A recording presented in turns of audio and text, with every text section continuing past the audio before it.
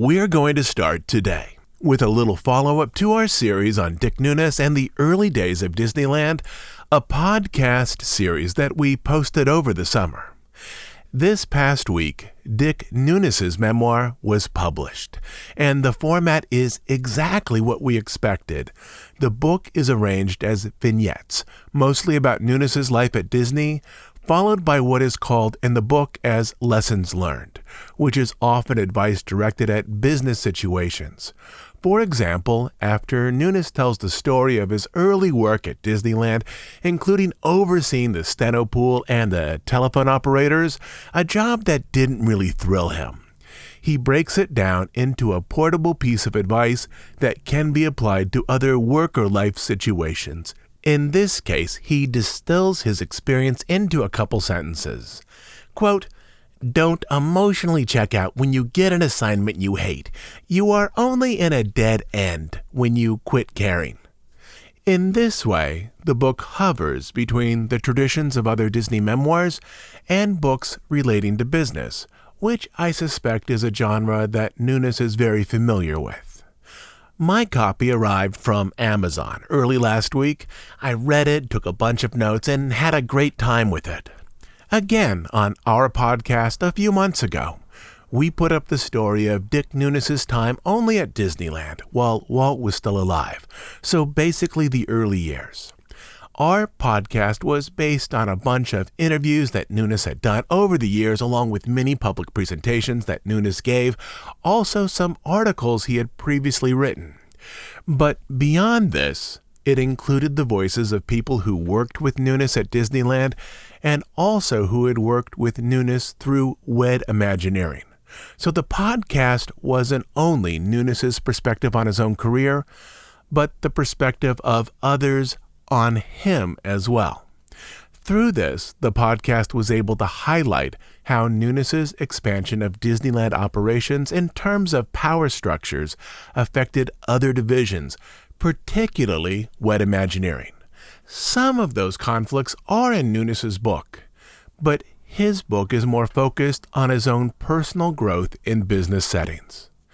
There are 3 parts of his memoir that I thought were particularly fascinating, especially because Nunes is a figure who I've followed for years. Nunes wrote the book with the guidance and help of at least 2 other people who worked not only with language but also created outlines. And I suspect this helped Nunes focus on a couple of areas that he's glossed over in other settings. The first of them involves his childhood. For the first time, he talks about the difficulties of having grown up in the Depression and also his father's alcoholism. Quote, "By the time we came to live in California, he was an alcoholic," Nunes wrote. "He was moody and remote rather than violent or abusive, at least most of the time. He thought better of smacking me around. And by the time I was around 12, he knew I would fight to protect my mother." And then slightly later he adds, quote, "I didn't see much of my father, and honestly, that was okay with me. In our home, all the light and warmth came from my mother." These sections in the book are brief, and this type of personal introspection is limited almost entirely to the early pages.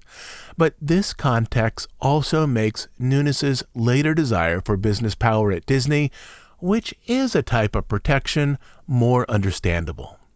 The other 2 areas I thought particularly interesting were these. A later section of the book charts out his relationship with his second wife, who he met through Disney, but aside from that, the only other relationship that is tracked over many years and many chapters is that of his first boss, Van France, who started the Disneyland training program in 1955, a program that later became a model for many other companies. Van France left Disney for a while, working for other theme parks before returning to Walt, and because of his time away, Nunes, who stayed with Disney continuously, eventually became Van France's boss. But those sections of the book, which are substantial, are particularly interesting, especially when set next to Van France's own memoir published decades ago, which is called A Window on Main Street. The last section in Nunes' memoir that particularly interested me was the development of Epcot. Stories about the early overseas parks, along with Hollywood Studios and Animal Kingdom, all of which were opened during Nunes' time with the company, are not developed nearly to the extent of those stories relating to Disneyland and Epcot. Even the original Disney World Resort and the Magic Kingdom are minor stories compared to those of Disneyland and Epcot. The other thing I found interesting here was this. The book ostensibly covers his entire life from early childhood through his retirement years.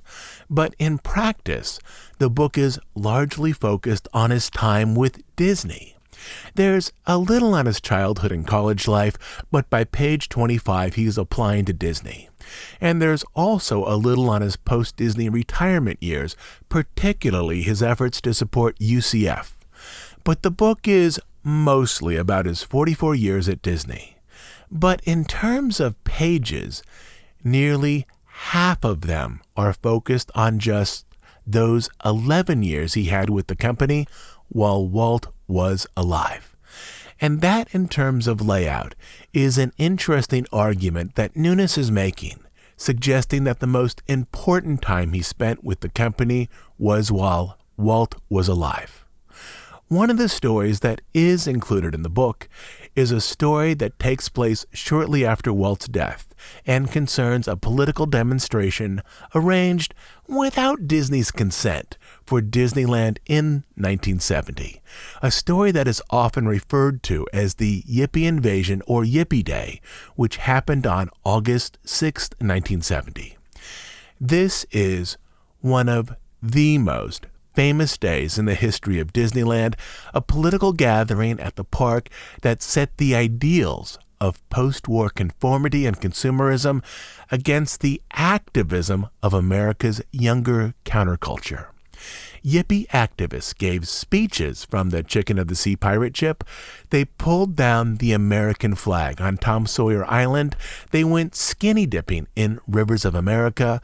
They set trash cans on fire, and they filled adventure through inner space with clouds of marijuana smoke.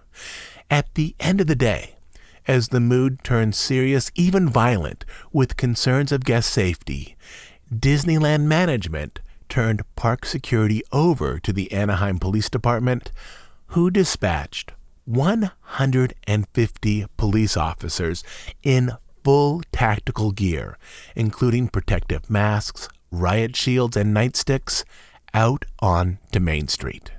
We've talked about this story here previously on the podcast, but that was over 6 years ago. But as with pretty much every story that's ever been posted here, I keep adding notes to the original script, expanding it as I find new information. In those intervening years, I've interviewed more people who recall that day. There have been new documents that have emerged, and there is a stack of new film and photographic material that lay out that day with a more detailed timeline. This is one of the most famous stories connected to Dick Nunes. He has an important role in it. But in his book, it only occupies 3 pages. And I understand that. Here on the podcast, when talking about Nunes' life, I didn't know where to slot this story either. It's an outlier story that doesn't relate to other large movements in his life. A story that neither figured in with our series about Nunes and the early development of Disneyland, nor with our series on the construction of Disney World, which also included stories about Nunes. And so, here it is, in a few parts. I'll put one part up today, and then another in the middle of this week, and then we'll continue the story next week as well. We've talked a lot about Disneyland in the 1950s and 1960s, but this is a story that helps explain Disneyland in the 1970s and one of the uneasy periods it faced in the years after Walt's death.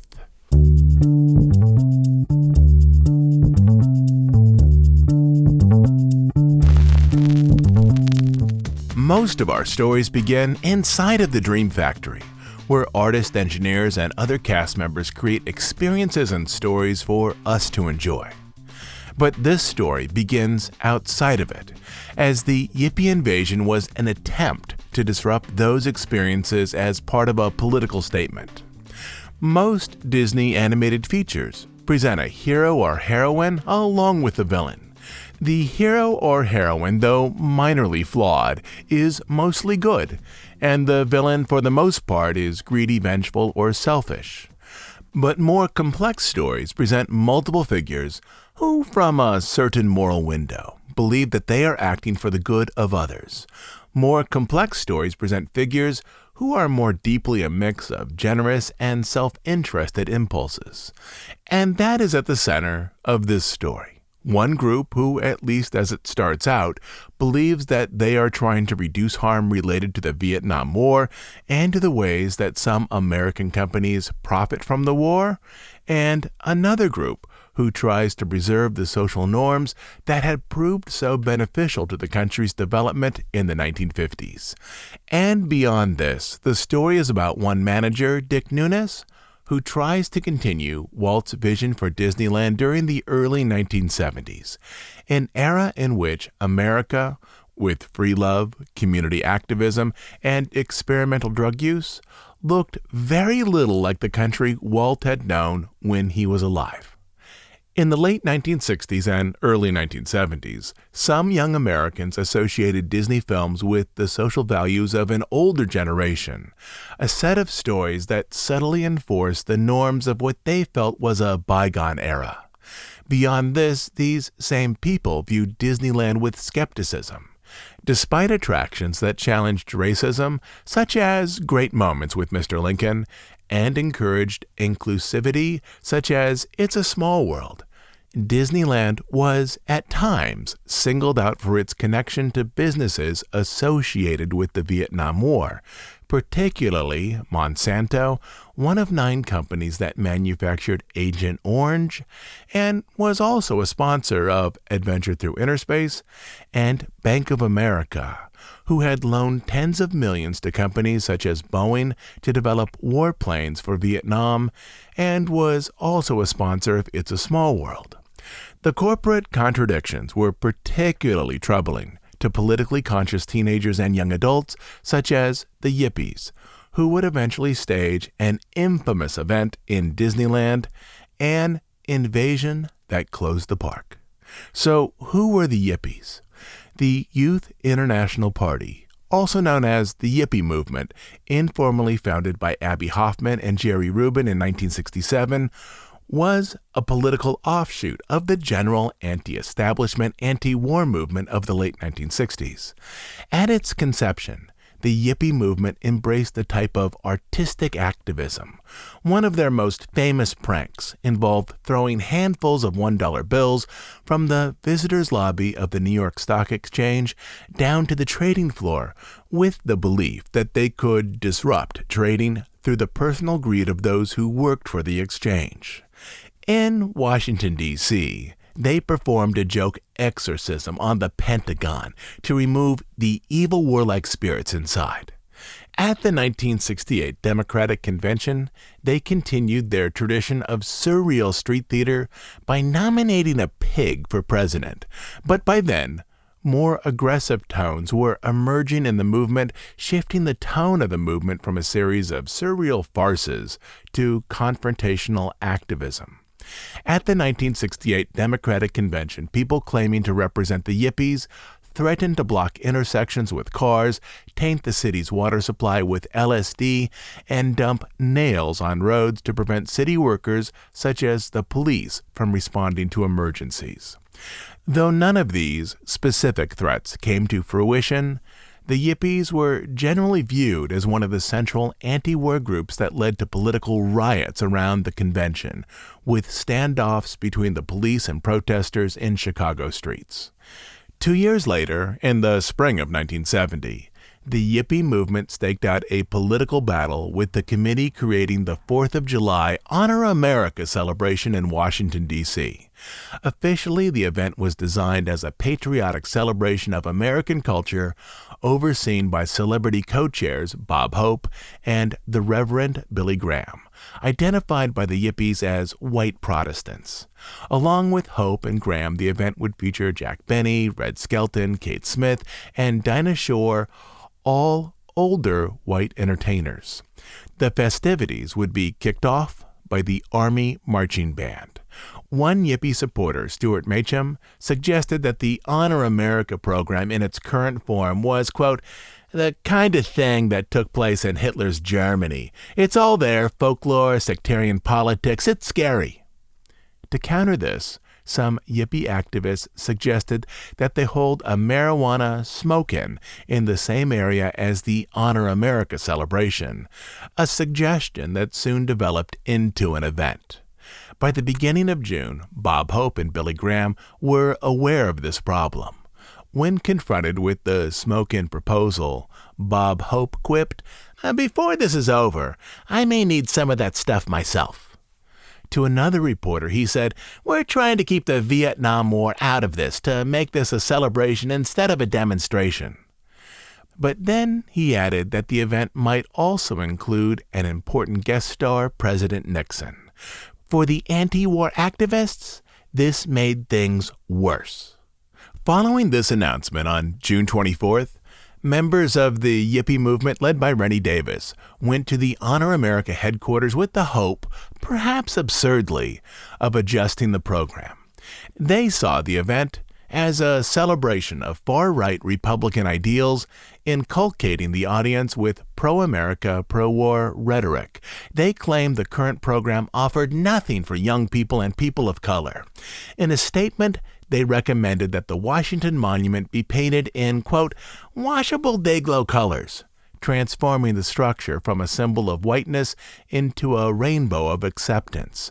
They proposed adding poet Allen Ginsberg, a spiritual leader of the Beat movement, to share the stage with conservative evangelical Reverend Billy Graham. They wanted the event to include rock music, perhaps an appearance by Yippie co-founder Abbie Hoffman, even though he was currently under indictment for inciting the Chicago riots. They wanted African-American marching groups, perhaps representing the Black Panthers, to be featured. They even suggested that the parade celebrating the founding of America feature flags from other lands. Rennie Davis would later claim that some of his suggestions were in jest, explaining that he primarily, quote, wanted to show the celebration up as the right-wing thing that it is. In an attempt to build bridges, the Honor America Committee offered some concessions to partially direct entertainment to a younger, more diverse audience. The committee publicly invited the folk singers Peter, Paul, and Mary to appear, as well as the African-American comedian Dick Gregory, though neither ultimately were able to attend. By this time, the leadership tone of the Yippie movement was moving away from absurdist street theater and toward anarchist violence, a dangerous combination, especially with a heightened police presence in Washington. Days before the festival, Abbie Hoffman officially canceled the Yippie Smoke-In. One person close to him said, "Abbie thought it would be a massacre." But thousands of Yippies showed up, as many as 25,000 by some reports. Though many Yippies peacefully attended the event as a smoke-in, newspapers reported multiple incidents. Quote, when Middle America gathered to honor the flag, a fringe of the New Left loosed obscene chants at Billy Graham and Kate Smith, one journalist noted. Others hurled bottles and firecrackers into crowds containing children. The Yippies were also blamed for the looting of various refreshment stands. In the weeks that followed, the Yippie movement might have continued its actions against political, military, and financial centers, except for one thing. In the days leading up to the Honor America event, Yippie organizers learned that the program wasn't simply arranged by an ad hoc committee overseen by Bob Hope and Billy Graham. The festivities were coordinated by a consultant who worked with Walt Disney Productions, specifically Bob Yanni, who, though his work wasn't limited to Disney Productions, oversaw entertainment at Disneyland. Yanni is perhaps best remembered later in his career for developing the Main Street Electrical Parade. Yippie organizer Rennie Davis, after learning of the connection, repeatedly tied Disney in with conservative cultural elements that he despised. Quote, "Nixon relates to Billy Graham, Lawrence Welk, and Disneyland," he told one reporter, "but young people don't." It was the first time that the Yippie movement, largely centered on the East Coast, took serious political aim at Disney and Disneyland centered on the West Coast. From there, Yippies began to espouse that Disney wasn't so much an artistic organization as it was a capitalist organization. From their perspective, Great Moments with Mr. Lincoln wasn't a speech about inclusion so much as it was a speech focused on the value of the Civil War, which for them had ideological connections to a brand of right-leaning, war-oriented conservatism that they deplored. They also denounced some of the park's sponsors, particularly Monsanto and Bank of America. Days after the 4th of July celebration, two West Coast self-proclaimed Yippie activists quietly looked to arrange an event at the park, an event that would eventually be covered in newspapers and magazines across the country.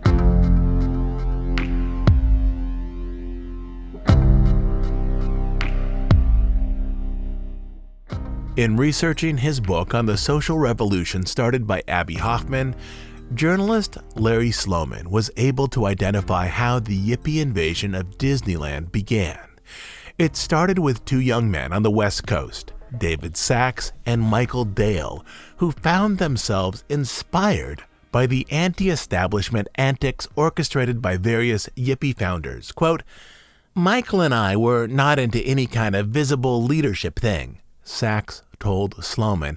"We were too anti-authoritarian for that." Sachs would also say that the invasion of Disneyland was a unique event not officially connected to the Yippie movement back east.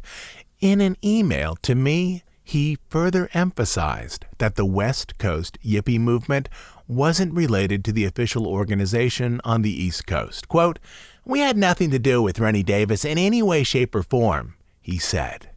But the two young men did warm to the absurdist theatrical tones Yippies had used for years when critiquing American culture.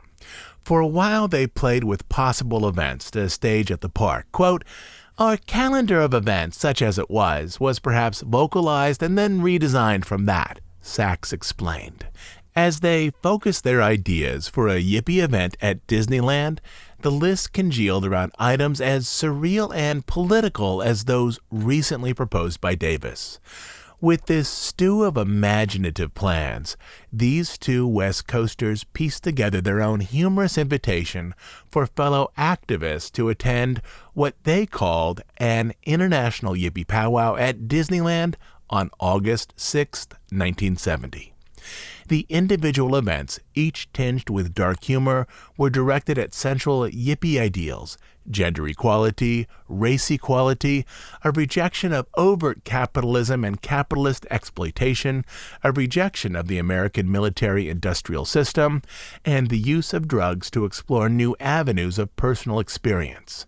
Ideas for events included a Black Panther breakfast at Aunt Jemima's Pancake House at the edge of Frontierland, where an African-American actress still portrayed Aunt Jemima. A Pirates League gathering on the Chicken of the Sea ship in Fantasyland.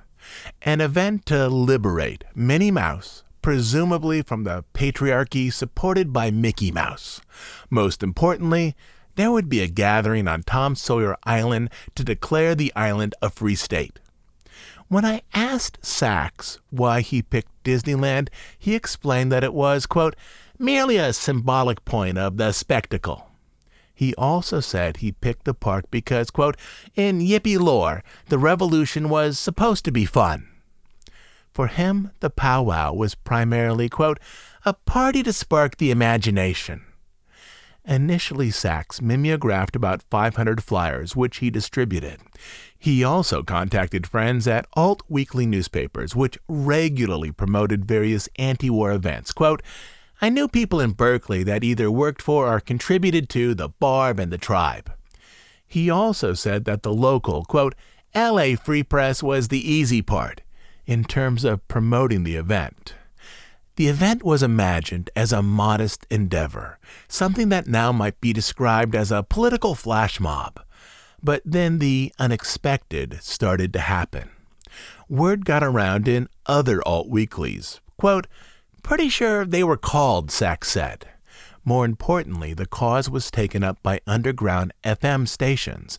Multiple participants remember local DJs dishing the powwow as the next big West Coast demonstration.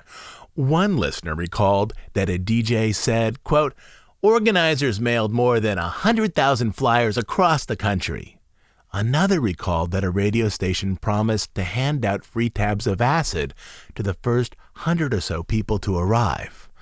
At this point, Disneyland managers began to take notice. Quote, we started hearing upsetting rumors in early July, recalled Jack Lindquist, then Disneyland's director of marketing. When we heard about their plans, we started talking to the Anaheim Police Department and the Orange County Sheriff's Department. Local police also heard rumors, but were unsure how to view them, especially as the event sounded more like a prank than an actual demonstration. Harold Bastrop, then a field lieutenant in the Anaheim Police Department, recalled that the chief of police, quote, ordered the department's intelligence bureau to investigate the rumors. The investigation uncovered a flyer, likely different than the one initially produced by Sachs, that featured, quote, a marijuana leaf on the front. On the back, this note outlined the reasons to demonstrate at Disneyland.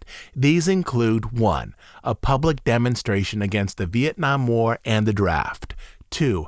An acknowledgement of the 25th anniversary of the bombing of Hiroshima. And 3. A proclamation of free love, dope, and fun set against the backdrop of capitalist entertainment. Even then, the police department wasn't sure what to make of this possible demonstration. Anaheim was a fairly quiet conservative city, but in recent years the surrounding area had acquired a few anti-establishment venues and festivals. These included clubs such as the White Room, the Syndicate 3000, and Merlin's Magic Box, all catering to politically oriented young people. The YMCA in the city of Orange organized concerts and light shows. Irvine Park, about 15 miles from Disneyland, held concerts and love-ins, with some festivals attracting thousands of attendees. Further down the road, in Laguna Canyon, similar concerts attracted tens of thousands. In 1969 and 1970, clashes between the police and anti-establishment youths were becoming so common that in nearby Los Angeles County, one local paper, the Long Beach Independent, featured regular coverage of what they termed youth disturbances. One sample article from April 21, 1969, related the following incidences, all of which occurred on a single day. First, a standoff in Venice between 7,000 young people and the police. Quote, rocks, bottles, and sticks were thrown at officers. 6 officers were injured. 100 people were arrested. Second, in Huntington Beach, police used tear gas and mace to subdue a small mob of 250 young people, intent on throwing bricks and rocks at officers, also smashing the windows of at least 11 patrol cars. Again, 6 officers were injured. Over 50 were arrested.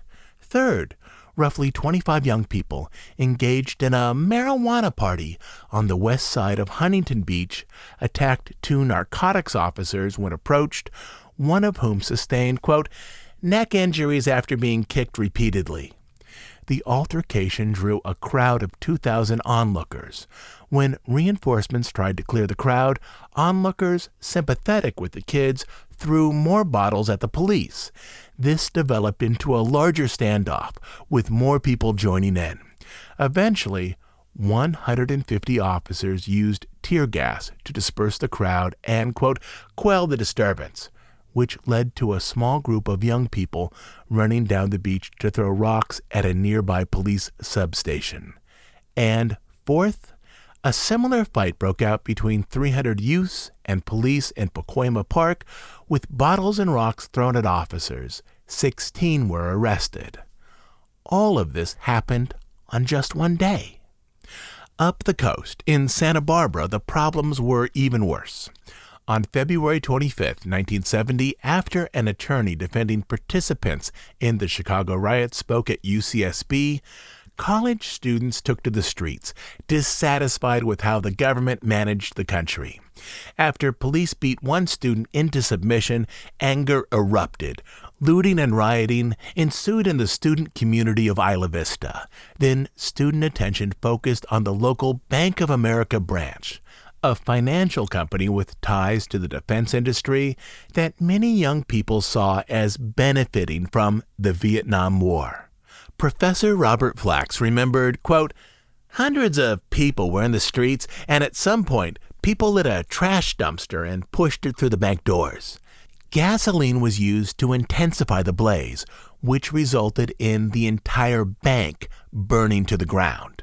As protests continued the following day, Governor Reagan declared a state of emergency and called in members of the National Guard and members of the LA SWAT team to maintain order. But this type of large-scale political action was something that Orange County, home to Disneyland, hadn't experienced, at least not yet.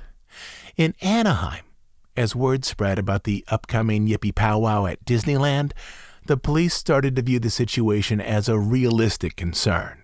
They received reports from, quote, people statewide, but also from many other states all the way to the East Coast, that young people were talking about the Disneyland powwow. New York police, for example, Officer Bastrop added, mailed us a circular that had been taken from a Yippie arrested there. It read, Anaheim, California, Orange County, August 6th, National Yippie Day, Disneyland, USA. Police were also concerned that Bank of America, the focal point of the Santa Barbara student riots, might be a target inside Disneyland. On Main Street next to the train station, Bank of America at that time operated a working branch, complete with teller windows and company managers. They were also the sponsors of It's a Small World, a ride that, among some members of the Yippie community, had been criticized for presenting idealized images of third world countries, thereby concealing financial hardships and exploitations that faced those nations. As July warmed into its final weeks, various alt-weekly newspapers began to promote the event. The LA Free Press printed a revised list of events, a list that would be quoted for decades. The list, now famous, was slightly changed somewhat from David Sachs' original ideas. When I sent Sachs an article scanned from the July 31st, 1970 issue of the LA Free Press, he replied, quote, don't know that I ever actually saw this. As we did in creating the event, someone took more in writing that. No problem then or now, as that was the true Yippie spirit. But this ad, even if it didn't match Sachs's original vision, would be the version spread all over California, the one quoted by Disneyland officials and the police department. Black Panther Hot Breakfast, 9 a.m. to 10 a.m. at Aunt Jemima's Pancake House. Young Pirates League, 11 a.m. on Captain Hook's boat. Women's Liberation, 12 noon, rally to liberate Minnie Mouse in front of Fantasyland. Self-Defense Collective, 1 p.m. to 2 p.m. at Shooting Gallery in Frontierland. Midday Feast, 3 p.m. barbecue of Porky Pig. Late in the afternoon, Yippies plan to infiltrate and liberate Tom Sawyer Island, declaring a free state. Brothers and sisters will then have a smoke-in and festival. Get it on over to Disneyland August 6th. That Porky Pig was actually a Warner Brothers character and not a Disney character mattered little to anyone in the Yippie movement. After posting the schedule, the Free Press added its own editorial comments. Quote, "While they will let you now in Disneyland with long hair," one Free Press reporter advised, "they may not let you in without a ticket. But as the old proverbial saying goes, tear down the walls that divide us. Admission all day by any means necessary." In the Bay Area, the event was pitched by an alt weekly called the Berkeley Tribe. The Tribe reprinted yet another flyer for the powwow, this one featuring a smiling Mickey Mouse holding a top hat in one hand and a semi-automatic rifle in the other. Quote, "The pigs are freaking in Disneyland," the text read. "During the last few weeks, posters like the above have been appearing on the walls of America, the work of your local card-carrying yippies. Rumor has it that up to 100,000 dope-crazed bizarro yippies and yippie simps will converge on the All-American Playground on August 6th to celebrate International Powwow Day, which just happens to be the 25th anniversary of the dropping of the first atom bomb on Hiroshima."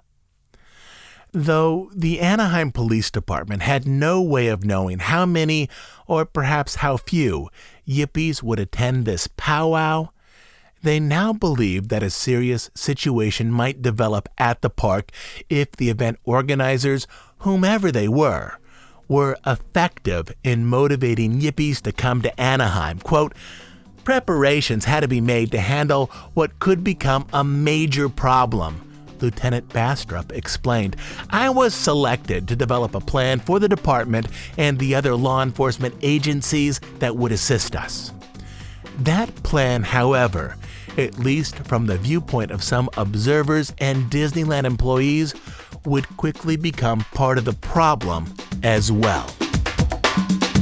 I'll be back in the middle of this week to continue this story. Over on Bandcamp this past week, I posted up another section to our ever-growing audio guide to Walt Disney World. When done, this will be the first full Disney World guide specifically arranged for audio. We're still a couple of months from having a full guide up there, but our goal is to get a full guide up for 2023. A guide that for people who listen to audio while walking, commuting, or just relaxing will be in a more useful format than that of other guides.